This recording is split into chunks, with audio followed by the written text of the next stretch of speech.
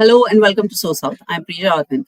We are officially in election mode as the Election Commission of India has announced the schedule for the Lok Sabha General Elections 2024. Polling for all 5 southern states have been announced, and the first one to go to polls will be Tamil Nadu. The voting day for all 39 parliamentary seats of the state is April 8 19th. To discuss what this means for the state, I have with me India Today correspondent Pramod. Welcome, Pramod. Hi, thank you. Pramod, my first question to here would be 39 parliamentary seats. All 39 would go to polls in one phase. That too, the very first one. What are your thoughts on that? It is if you go ahead with the weather, I would definitely say one day election is much better because having multiple phases means people will be separated into different constituencies, and each constituency will go for voting, which means like it's more a kind of burden on the officials and the people. So generally, when it comes to Tamil Nadu, it has, as far as I remember, it has gone on a single phase only in 2014 and 2019. So same things happening this time. So this is as far as the weather is concerned. Are the parties happy with the dates? Are there any disgruntled voices? Whom do you think has got something against these dates? Yes, certainly. What is happening is that already DMK and ADMK have reacted to us. The polling date and the date being on the first schedule is not the problem. April 19th is the problem, but DMK and AIADMK claim that there's nearly 45 days gap between the first voting and the actual counting, which falls on June first week. So that is what they're raising suspicion about. In fact, DMK spokesperson TK Silangovan, while speaking, he indirectly said that he knows how BJP uses the central agencies. He didn't name any agency, but simply said so. He says that DMK is well aware how BJP uses the central agencies. But he also said that DMK is very much prepared for it, for facing the elections. All alliance talks are over, and constituency, Patwara, everything is fine. So like soon they are going to meet the elections.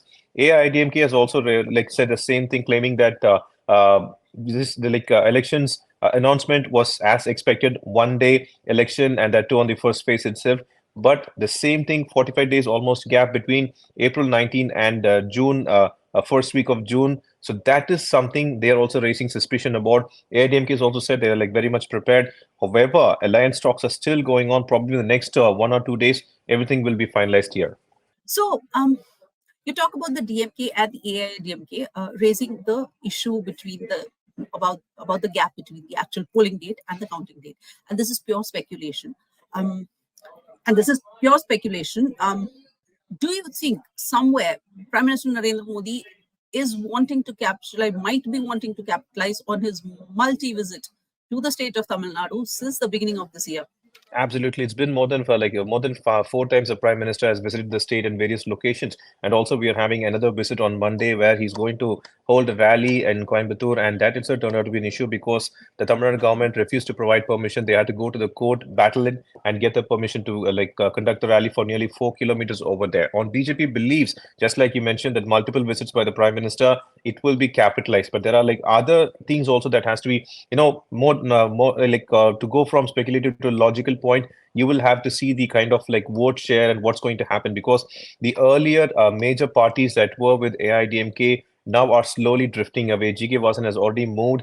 PMK is still on a cat on a wall kind of situation. So is DMDK. Even though DMDK share is less than 1% currently, PMK definitely holds more than 5%, and we've been told that they are expecting more than 10 seats, and that seems to be a kind of talks. Last time when VK Singh came over here, they apparently had talks with the PMK leader Andamani Ramdas as well. So all those things are going on actually. So if a DMK is going to consolidate its vote together, and if AIDMK and BJP are not able to bring their votes together, that itself can turn problematic. So that is one aspect. I don't think, maybe the BJP have to be prepared to find out, because AIDMK is still the largest vote share percentage after indie bloc, and so that's something they have to, they will definitely try to capitalize, which means you will have DMK getting the maximum share, and then probably AIDMK breaking a bigger part, and also BJP, which means there is quite a lot of possibility that it might turn anyway.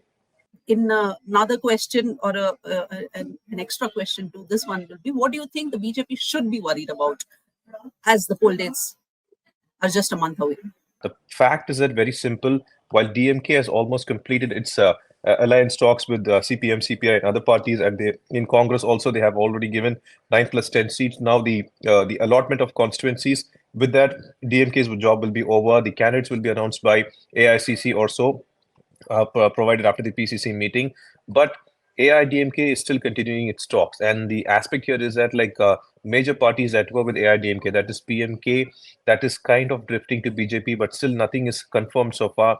There are talks as well, but how far can a BJP and PMK, being the two major parties, along with minor parties, how much can they consolidate the vote is something we need to see because.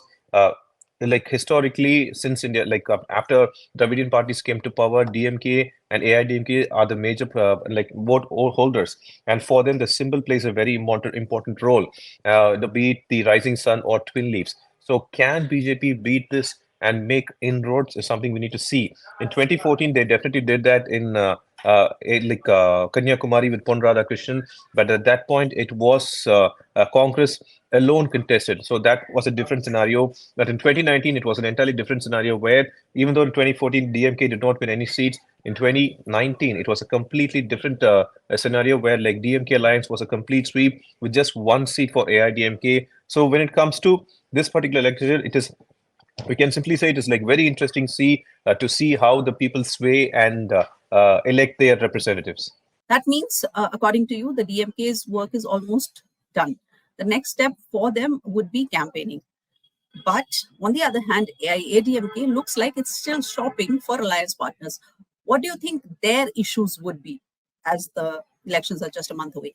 For one thing, AIDMK has no issue with the prime minister being chosen, Narendra Modi becoming the prime minister once again. That's not their problem because they already had mentioned it so many times. So the problem was with the state president Annamalai, and that turned out to be an issue because like the rise of Annamalai within BJP and Tamil Nadu is something AIDMK did not like, and they also believe that it was happening at the expense of their own. So that's the reason there was a huge tussle. In fact, 2 days ago when there was when Annamalai was replying to EPS's Edappadi K. Palaniswamy's allegations about how drugs are more prevalent in North and how it was caught in Adani ports, Annamalai very clearly stated that EPS is like giving half-baked information. Based on half-baked information, he's giving half-baked answers. And throughout the press meet, he did not, address EPS as the AIDMK General Secretary. He was very careful to address him as the former Chief Minister.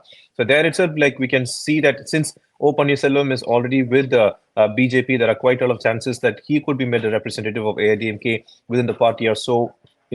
We never know what happens in the next 2-3 days or so. But this seems to be one kind of scenario we need to see also. But however, for now, AIDMK is very clear that even if they have alliance or not, they have the twin leaf symbol, and that holds very big value, and they are like betting on it alone. Thank you, Pramod, for joining me to discuss what this means for the political situation in Tamil Nadu, as Tamil Nadu is going to polls in the very first phase.